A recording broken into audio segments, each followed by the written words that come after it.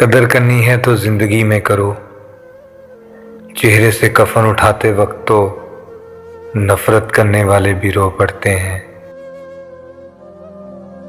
दुआओं का रंग नहीं होता, मगर जब ये रंग लाती हैं तो जिंदगी में रंग भर जाते हैं।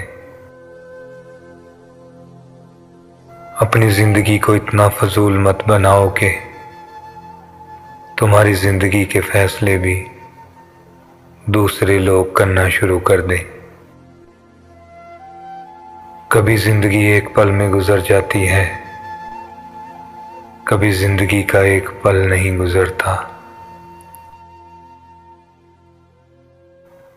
उन लोगों के लिए कामयाब बनो जो तुम्हें नाकाम देखना चाहते हैं।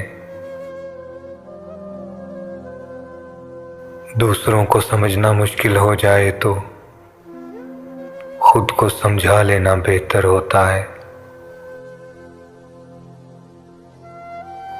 इंसान की इंसानियत तब खत्म होती है जब उसे दूसरों के दुखों पर हंसी आने लगे। तजर्बे में आया है कि जितने मुखलिस आप होंगे उतने ही घटिया लोगों से आपका वास्ता पड़ेगा। जो इंसान पानी से नहाता है वो लिबास बदलता है, मगर जो इंसान पसीने से नहाता है वो इतिहास बदलता है। अगर कुछ अलग करना चाहते हो तो भीड़ से हटकर चलो।